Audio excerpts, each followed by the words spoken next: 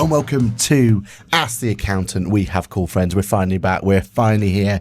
And we have not one, but two to start us off on our very new, going back into it, going deep dive into how the coolest friends of the industry are there. So let's just let the guests introduce themselves. I'm Tim Chilestone. I'm director of TCS Guernsey.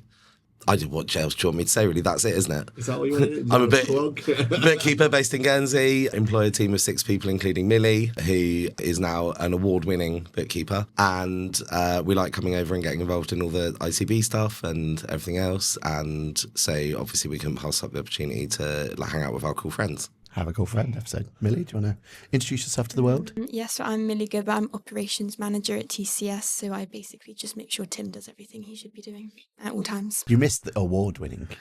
A student award winner. So. Still won an award. But then Tim missed out the fact that he's companion now, so... Oh, yeah, we forgot. Can you do your full name, please, Tim? Again. For the 600th time in the space of 24 hours. It is Timothy Chilestone, CICB. C. Check out the initials. C. Oh, it sounds... Which was very unexpected, and I'm still a bit overwhelmed because I hadn't even considered it being a thing. Like, not at all. Not even as a joke. Really? And it was really, and I'm really, I was really surprised, and it's a massive honour. And one of the biggest cheers of the room, I'd say. Mm-hmm. And there were some fantastic people on stage with us as well. Just for those of us not indoctrinated to the ICB membership, the companion part, what have you got to do to qualify for that, or for them to assign that initial to your other initials? So it's basically chosen by the founders of the ICB, and there's a number of different criteria that are not necessarily really well publicised. But the overall point of it is that you sort of promote the bookkeeping profession and uphold the standards of the body, basically. So we've got royalty in this. Yeah. Okay, so how this is going to work, we're going to have a deep dive into our cool friends. So both of you are going to be grilled. You're going to give us all of the juicy gossip that we need to know about this. And we've got plenty planned, haven't we, for this one? We've got a whole series joined. So make sure you like, subscribe, all that sort of stuff. But I think we should start where we always start, at the very beginning, don't we? Yeah.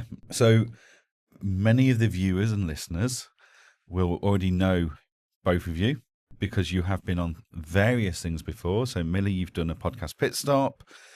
Tim, you were a co-host live from Guernsey. Really good fun. We know that you're running a bookkeeping firm. It's in Guernsey. We've spoken about some of the challenges that brings. Yeah. One of the things I'd love to talk more about today, though, is the future of bookkeeping in the form of the people that are the future of bookkeeping, because you have quite a young team. Yeah. You take people on as trainees, such as Millie, that then become award-winning students. I mean, I thought I did hear that the award was in return for all the care and supervision she gives you. Yeah, I assume that's really what it's for. Yes. Carers Award. Yeah, the Carers Award. The hero behind the people. Yeah. There's obviously a challenge in recruiting into bookkeeping and accounting at the moment. I can't imagine that challenge gets any easier on an island with a population of how many people? About 64,000. Which is slightly more than, I believe, Newcastle, which has 50,000 people in it. That's just a random fact I heard the other day, is Newcastle's got 50,000 people in it. So there we go. So, yeah, small population in a industry that isn't overly sexy at the moment. So how are you doing it? How are you being able to recruit and grow a team of young people that are obviously very passionate and enjoy the work they're doing? I think as much as we all think that a lot of people should want to get into bookkeeping, and people certainly do, so far everyone that I've recruited didn't necessarily specifically want to get into bookkeeping. They don't realise how cool it is until they've been around for a couple of months, basically.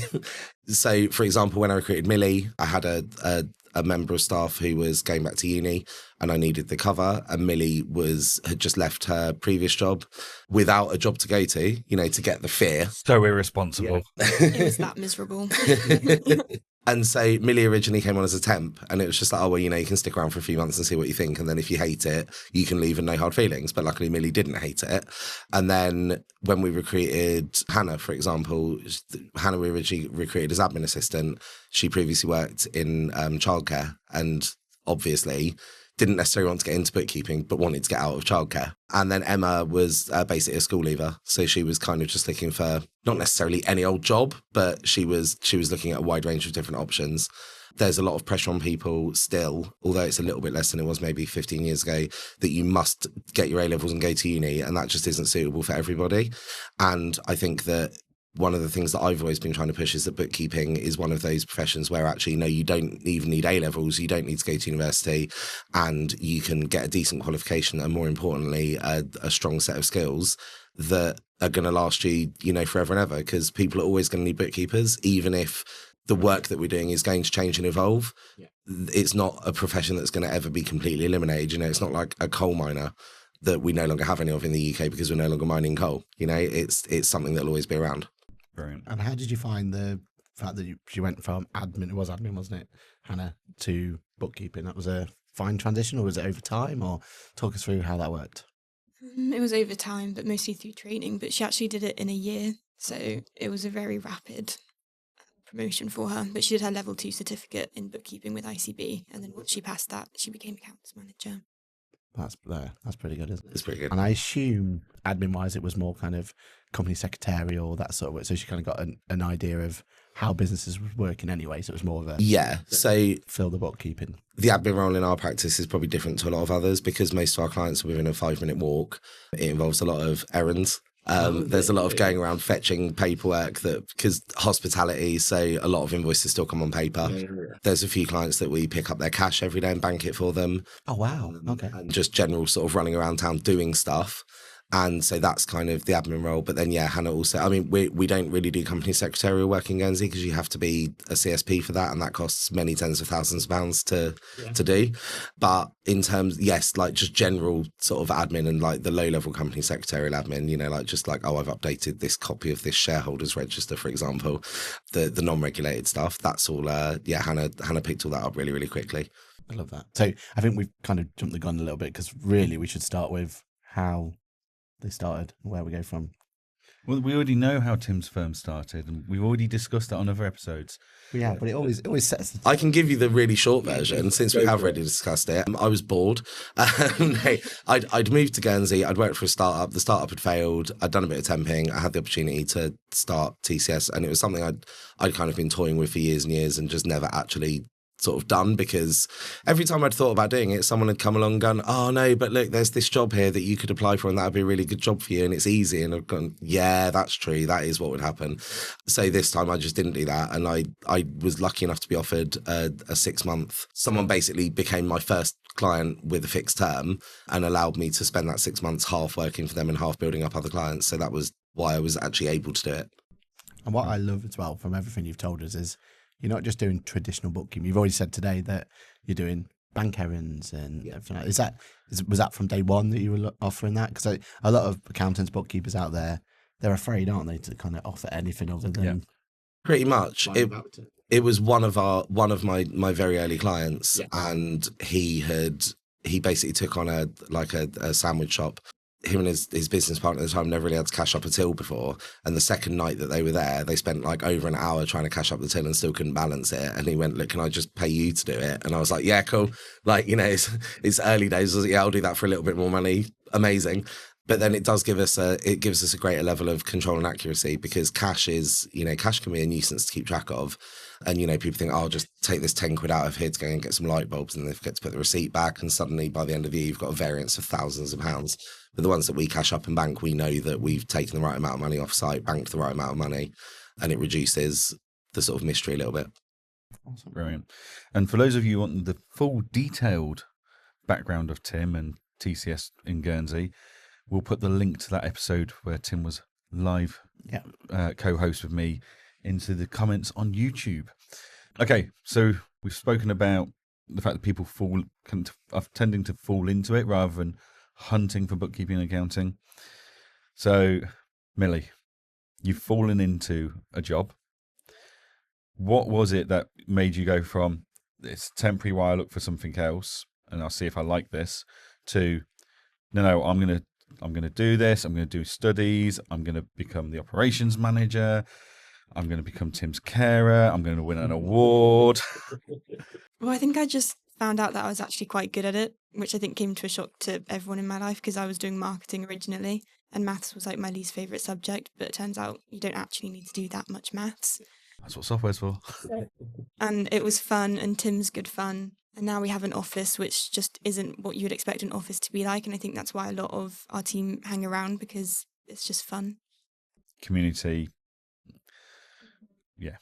And we I feel, love that word, community. yeah, and I feel like the marketing's probably done you the world of good as well, because it seems, I mean, I don't know if it's getting traction with clients, but you definitely are very active on social. We can see that ourselves, can't we? See, there's very much of FOMO most of the There's time. a personality there that likes to have fun. Yeah, and I feel like that marketing is not, it's not wasted, is it? Because it should help you grow the firm, right? Yeah. A lot of it is like visibility, isn't it? Yeah, and I think especially with recruitment, so like we do TikToks, but I don't think that's necessarily for the clients. It's more recruitment, like coming from a small island. If we want to hire young people, the first thing they look at is the team's social media. And if they see we're making TikToks, some of them might hate it, but I think a lot of people find it fun. And then they can see who they're going to be working with when they apply. And when they see that Taylor Swift's working there as well, I suppose that It does help, yeah. As you said, like TikTok, Marmite. People either love it or hate it, but because they've watched your TikToks, they've already pre-assessed the working culture and environment they're looking to apply into, which is going to help with your retention as well, isn't it? So, fantastic.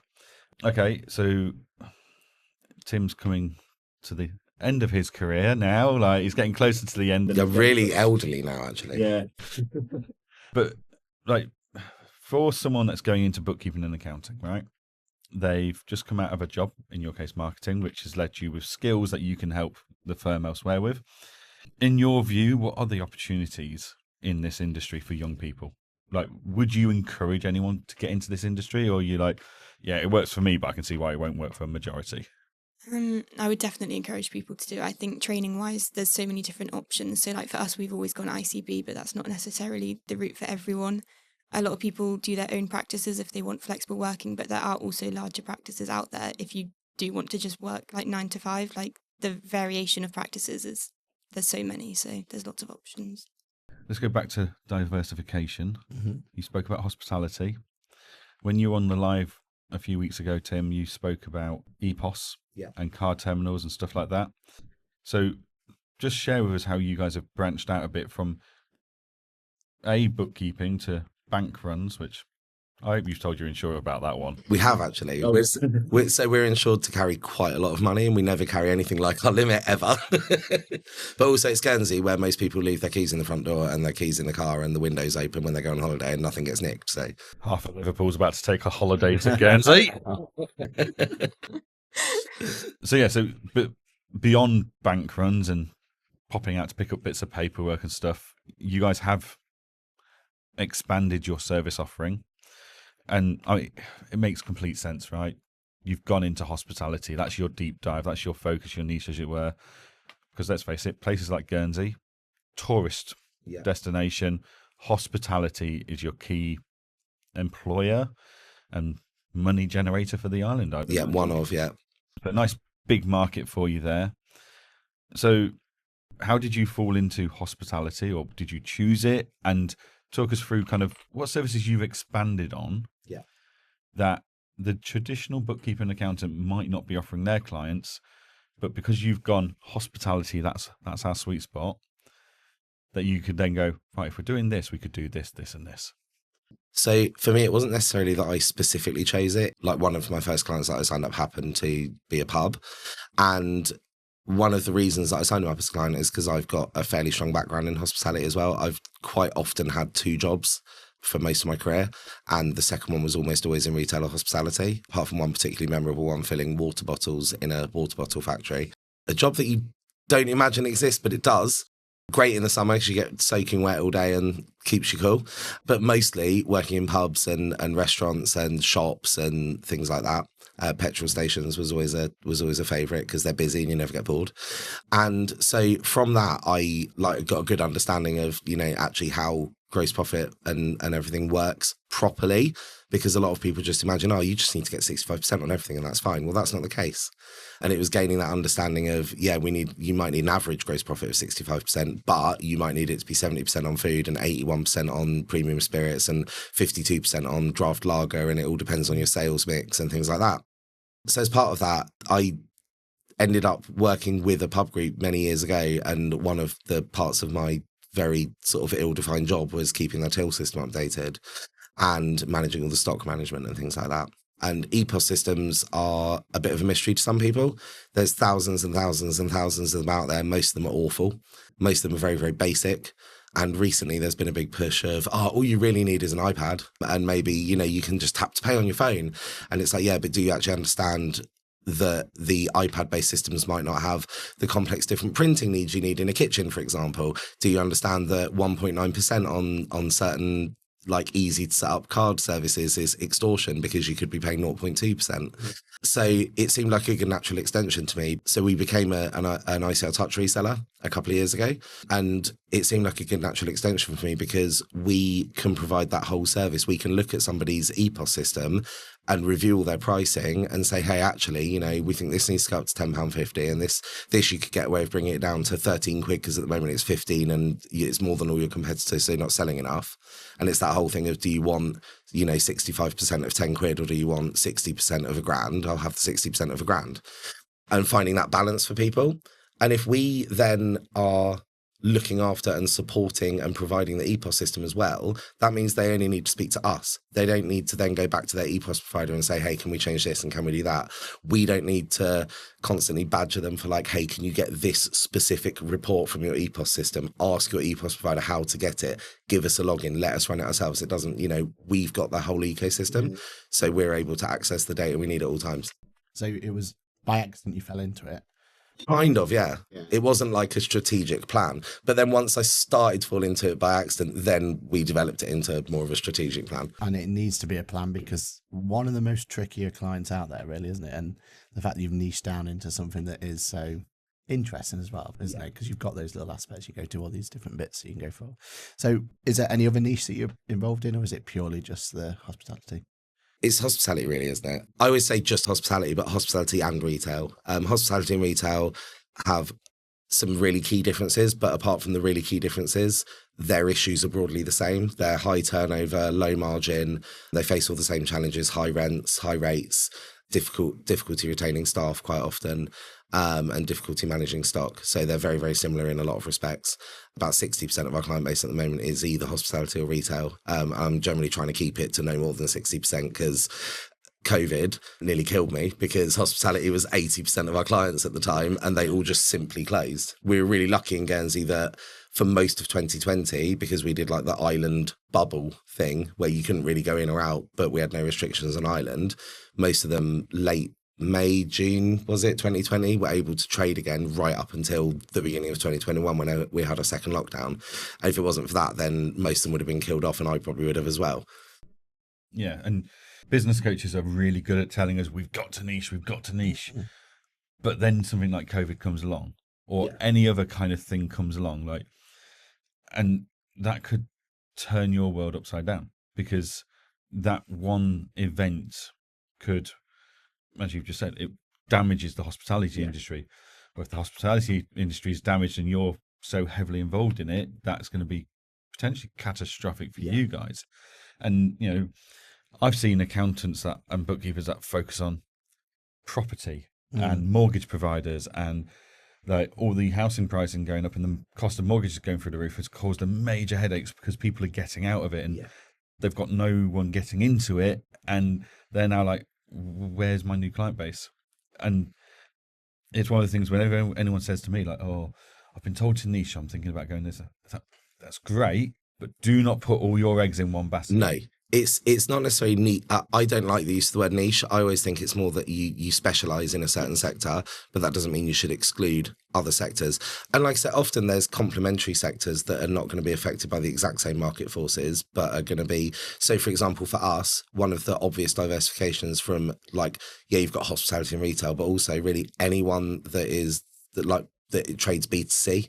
Yep. So we've got cleaning companies and we've got plumbers and things like that, where people are a business selling to consumers, not to other businesses. A very, very small number of our clients are B2B.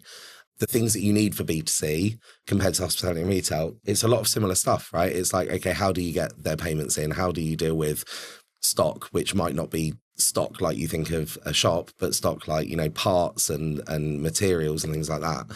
And that's an obvious sort of, it's outside of the specialization, but it has a lot of the same key components. Yeah. So your general advice is, specialize, but don't forget you can be a generalist at the same time. Exactly. And just find that balance. Yeah. So just because you're a heart surgeon doesn't mean you should not consider doing general surgery. Yeah, you can spend 65% of your time doing heart surgery, and then the other, the other bit you can, do the occasional, remove someone's foot or reset their broken arm or something, And from a education and training point of view, I suppose that's really helped you, you'd have thought, because first of all, you guys must have to really train your people when they come in on, because retail's horrible, isn't it, in terms of having to get it right. So many moving parts. Yeah, you're going to have a real high quality caliber of staff that you guys are going to train. And then I assume that means that once you have generalized, they're going to be really good at doing that generalization work as well. Luckily, I just trained Millie, and then Millie trains everyone else. I think as well, if you only have a certain type of client, if you're trying to grow a team and they only know how to work with that type of industry, if you then bring in new clients, and it's because you do the bookkeeping ever so slightly differently depending on the company. So if they can only do one thing, and as much as you want your team to stay forever, if people do move on, you want them to have all the skills that they need. So if they go to a new company and they're like, I can only do bookkeeping for pubs, sorry, then it's just not really good enough. Yeah. Sales ledger's always been it's not our weak spot as a practice, but sales ledger's always been the big mystery for new hires, because we don't have a lot of sales ledger. Yeah. And then the first time we train them how to do any sales ledger work, they're like, what is this? Witchcraft. Cash? What do you mean they send a bank transfer? That has always been a problem that I've always felt with the Big Four and the way they train, and any big accounting firm is. So Millie will have come along, would have been put into a cubicle and done bank reconciliations for 6 months. Yeah. Then she might have got lucky and been put into a different cubicle and done purchase invoices for 6 months. And then they wonder why people aren't excited and motivated by their jobs. And it's like, actually, diversification is so important for our own enjoyment. So the fact that you do that whole, we're going to give you that broad set of skills. So whether you stay with us forever, which we would love you to do, or whether you move on, you can go out with a full set of skills. And that's really important. I think anyone that's training staff at the moment needs to ask themselves, am I setting my team members up for success? Yeah. Or actually, am I setting them up for failure? And in also setting them up for failure, am I actually hampering my own firm by doing that? Yeah. And also for the type of success that they want, which might not be the same as my idea of success. Someone like one of them might decide that what they actually really want to do is actually they want to leave bookkeeping and become a chartered accountant and do audit forever and ever. Like, that's their choice. But we've still given them a solid underpinning because they've got all that bookkeeping knowledge, which traditionally a lot of chartered accountants have lacked good bookkeeping knowledge. And it's got a lot better in the last, honestly, only about 5 years or so. But you would often, when I was first training, that you would often get, you'd get an email or something from your year-end accountant 9 months later saying, oh, can you enter these journals? And one of them would be against creditors. And you're like, well, I can't just journal against creditors because you're going to, it's not going to match. What's it for? Oh, I don't know. It's just to balance it. What do you mean you don't know? It's like, well, I'm not a bookkeeper, I'm an accountant. But if you don't understand, all of the source data comes from bookkeeping, right? That's the first step. So you have to be able to understand it. And that's improved massively in the industry in the last, honestly, I'd say only 5 years or so. But it's still, there's quite a long way to go with some people on that. 100%.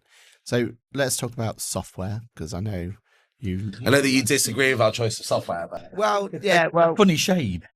we, It's kind of the right colour, but a funny shade. we can ignore the elephant in the room. But tell me if I'm wrong, but I've always seen Tim as a bit of a shiny syndrome. You know, if something comes along, you want to try and utilize it. And Millie, is it your job to hold him back and say, whoa, we're not gonna implement that straight away? How's it work? Because you guys are always, from what we can see outside looking in, on top of it in terms of systems, software. You know, you seem to be building your practice in the right way in that way. But talk us through your processes of how you do it. So we'll go to like Accountex or a show like that and look at all the software, and then Tim will get really overexcited and sign up for millions of demos. And then we come back, and the entire next week we call it the Accountex hangover, because there's like just meeting after meeting after meeting. And then I have to kind of be like, know what actually is going to be useful and we will actually use, and then we kind of implement it from there. it's usually one per Accountex. Yeah. Yeah, usually. Yeah, and we're going to have to start like dropping one to pick up another one at Yes. this point, because otherwise it's going to be too much for like training the team on it as well.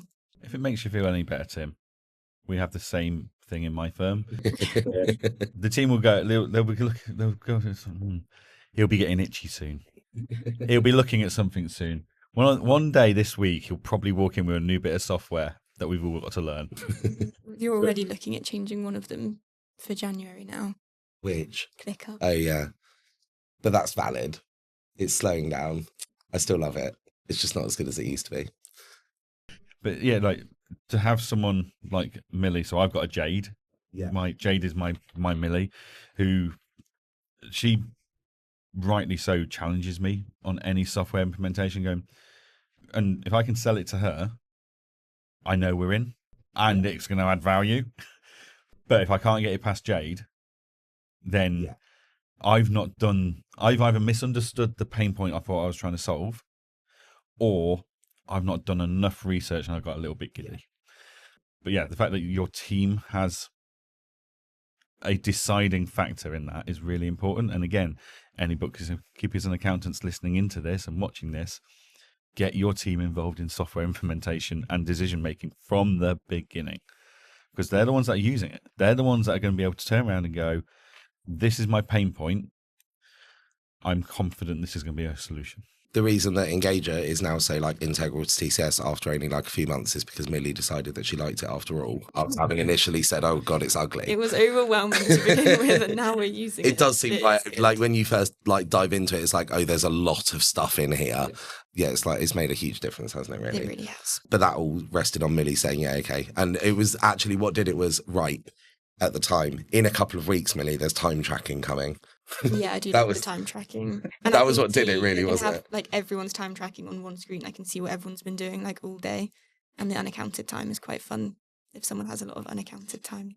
Yeah, we're not like militant about it, but it's just fun to be like, so why have you gone over an hour today? We use the time tracking for silly things as well, like Yeah. coffee and things. Yeah. Like it's not all client tracking. I've heard one of your colleagues is particularly Emma tracks accurate. everything. Yes, to the second. If you interrupt her when she's doing a task and you interrupt her and say, oh, can you quickly just, scan this for me?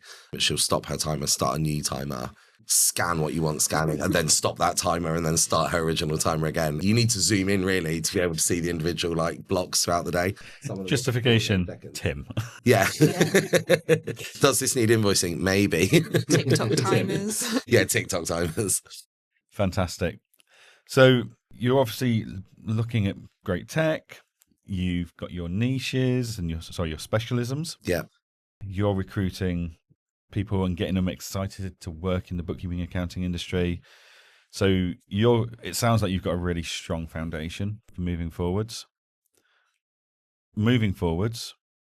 What do you see as the opportunities, the challenges? What are you guys talking about in the office going, this is coming and we need to find the opportunity in it or mitigate the risk from it, or what's coming up in the next year, 2 years, 3 years, 5 years that you guys think every accountant and bookkeeper should be having a conversation with their team about this now? So we've obviously got all the stuff that everyone else is going to tell you about today, which is like MTD and things like that. We've got some unique things coming up in Guernsey. The States last week voted to introduce GST, which we've never had in Guernsey previously.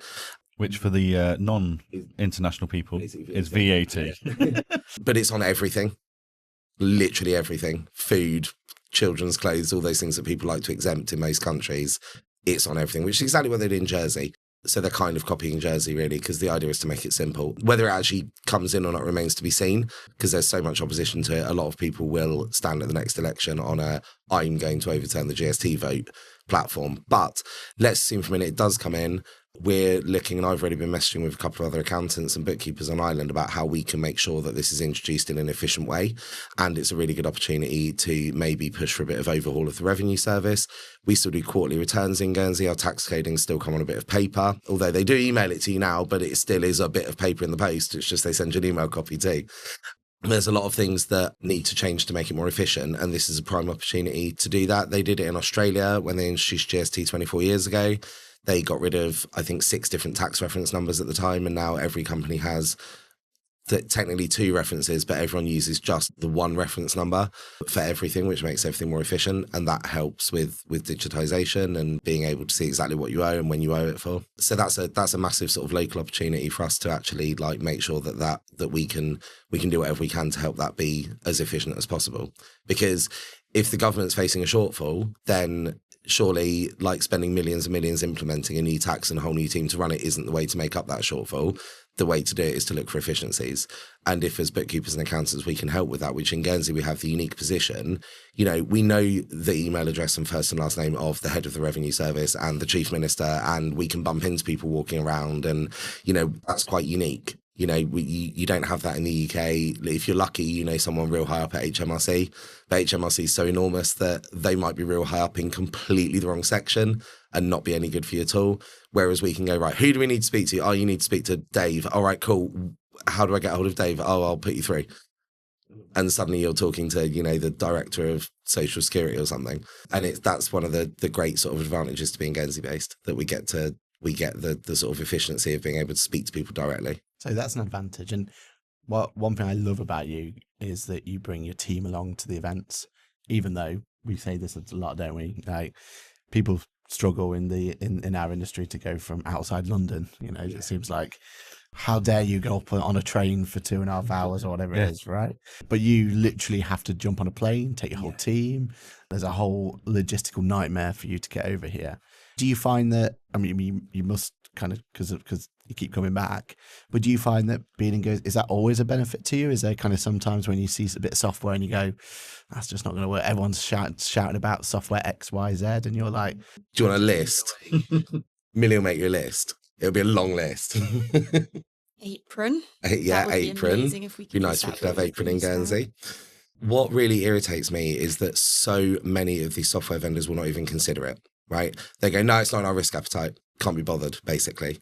And I find that really weak, because that just shows that we're so adjacent to the UK. I know we're not a huge market, but, we have people like you might have met Dave from SafePay Dojo at the exhibition yesterday. Like, he makes the effort, although at the moment Dojo isn't available in Guernsey for other reasons, but it hopefully will be again soon. He always made the effort when we were working with him to onboard people to Payment Sense, because it can't do the automated company's house lookup.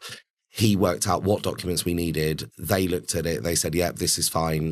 Get it. If you get this document, this one and this one, get it certified. We can do the compliance manually. It's really easy. Spoke to someone from Teleroo yesterday who said, look, absolutely no promises at all, but we're looking into how we can make it work. When people just give us a flat no, it really just annoys me. And then what that means is, so like Apron, for example, I've met them all. They're really nice guys. When we take on more UK clients, which we are doing, we're not going to use Apron, because they've not even entertained the idea of a conversation about Guernsey. And that's different to, look, we've really tried, we've looked into it, but we just can't make it work. That is fine. We respect that. It's not always easy for people to make it work. But if they don't bother, then I'm not interested in using the software. Yeah. And I assume Sage has been Guernsey based for... Yes, but Sage, we have a couple of minor issues, don't we, with how to make it sort of Guernsey friendly. But generally they're helpful and they're trying to make it work for us, and that's one of the reasons we use Sage. These software companies, all right, we get there's some, especially in finance side of things and payment side, there's some AML and stuff that we need to look at, red tape. Yeah. But ultimately, what they're doing is, ignore Newcastle. Like that's what they're saying is ignore that whole population of people. We're not going to be able to serve them. I mean, speak funny, so Surely there's that's it. a return on investment of time and effort there worthwhile. It's not like Guernsey doesn't have businesses. Yeah. Like, And also one of the things to note is that if you're doing, it's not just Guernsey, it's Guernsey plus Jersey plus the Isle of Man. They'll have very similar regulatory sort of setups, and our financial and company registry sectors are way more highly regulated than the UK. You can't just form a company in Guernsey. You've got to go to a CSP. They're going to verify your identity, your source of funds, all those sorts of things that they don't bother doing in the UK. It costs over £1,000 to register a company in Guernsey because of all that extra work. Whereas I can set up a company on Companies House right now for what is it now, £50? Yeah. It was 13. Yeah. I can use a fake name, a made up national insurance number, as long as the address seems relatively realistic. Companies House will register the company within a couple of hours. yeah, and you don't even need to get permission to use that address from the person who actually lives there or works there. Which is insane. Yeah. It's always a treat to learn about how Guernsey have got some things better than us and other things not so good. We do need to get ourselves onto the island. We do need to come and say hello in Guernsey and come for a trip. Then Millie will show you her Luke Award once we've built a cabinet for Taylor Swift to hold the Luke Award. I mean, it's a shrine, isn't it? I heard. Yeah. T-Swizzle. My icon. And, I'm hoping accountants and bookkeepers listening and watching this have kind of realised that, A, you don't have to want to be in the accounting and bookkeeping space to get into it. And people will come into it and find an interest and a passion if it's the right working environment, etc. B, there's young people that will become interested. And C, that if we get the whole team involved in software decisions, it stops the team shouting at Tim. Yeah. Which is always a win. Well, because now Millie has to choose them, so they'll shout at Millie instead. Yeah. They don't shout at me though. No, because you shout back louder. Millie can be quite scary when she wants to. This is where we're understanding how this works. It's rare when it comes out, the anger. It's Because you're half Scouse. I assume for that though, that's why everything gets done on time. If they just don't want to risk you getting to that angry stage. That's don't anger the Millie. No, exactly. Millie shouts at no one in the team apart from me. That's probably well deserved. And the reason we sit opposite each other and not next to each other is because I'm worried for my own safety that if we sat next to each other, there'd be the odd swift elbow to the ribs and like, shut up and do your work. And I'd have to sit there quietly and do my work. The real boss. Yeah. Brilliant. Well, guys, thank you for coming to see us. Thanks for having us. Hopefully this has filled your morning while you're waiting for your flight back to... Yeah, we're going to mooch about for a bit. Then we're off about, what did we, 2-ish? Yeah. To head to Gatwick. Nice. And then how long is it? The flight's only an hour, so it's not too terrible. It's the airport bit. Yeah. That's the worst part. I haven't worked out how I'm getting home from the airport yet, to be honest. Hadn't even considered that. No, I've not even thought about Sounds of it, you just walk, don't you? I mean, in an emergency, you probably You could walk. Yeah, I could walk. Mine would take a while. I saw my house when we took off the other day because, we took off Westerly for the first time in a while, and I was like, "Oh, it's my house." Island life's just got a whole different going for it. We're doing it wrong, aren't we? It is something else. It's anyone who ever has the opportunity to move to somewhere small, even if it's just temporarily, try it because it's completely different. Where you lived on the Isle of Wight, which is kind of. Then the Isle of Wight's kind of one of those weird halvesies places, isn't it? Because it is just a county of England, but it's completely separated by the Solent from the rest of the country. Your commute starts with a boat. There's a reason they've never built a bridge, right? It's to keep them cut off. I grew up, I was born in Portsmouth, and until we were 6, I lived in Gosport, and we stand on the beach at Stakes Bay and look over at the Isle of Wight and go, yeah, they're strange over there. Strangers. They eat people over there. Just to clarify, they do not eat They do not eat on people. The Isle of Wight, to the best and then of we our would go on knowledge. holiday there, and it would be lovely, and we never got eaten. So Where can people reach out to you guys if they want to get in touch with you and talk about getting young people into bookkeeping, talk about the ICB? Maybe they want to get one of their young students to talk to Millie for a bit of inspiration as to how they can be an award-winning student, or hospitality and niching or specialising. Yeah, how can they get hold of you guys? So basically all over LinkedIn, right? Yeah, LinkedIn, we're endlessly posting. We're really irritating. And we track after each event we go to how many followers we've picked up or how many new connections, which is always fun. If you don't like LinkedIn and want to be more traditional, you can find our website at tcs.gg. And as we've discussed before, we're launching a new sort of brand into the UK. It's supposed to be late this year / beginning of next year, but now it's just beginning of next year, which is called 65. You'll be able to find the website for that very soon at 65.group, just to be different, Yeah. And if you're in Guernsey and you're watching this, which, let us know if anyone from Guernsey does watch this. But if you're in Guernsey, you're watching this, you can call us on 714145. I love the fact you got your numbers. Brilliant. Yeah. Guys, it's been an absolute pleasure. Thank you for joining us again. And we will be catching up with you very, very soon. Yeah, thanks, guys. And don't forget, this is where you're going to find all of the episodes of We Have Cool Friends. And make sure you like, subscribe, all that sort of stuff, because we've got some amazing guests. Probably not as good as these two, let's be honest. But, we'll set a bar. I was going to say, he normally introduces, today we've got the best guest ever. So we're like 30 guests in, and it's like, still the best guest ever. But we know that we know some of the guests that you've got lined up for today, and they're absolute crackers. So you're not going to have a bad one. We'll be good. We get through. We get by. Thanks again, everyone, you guys. And hopefully you enjoy your Luca Awards. Hopefully you enjoy being a Companion. companion. That's it. Thank you. And hopefully you enjoy your Top Trump card as well. Thank you very much.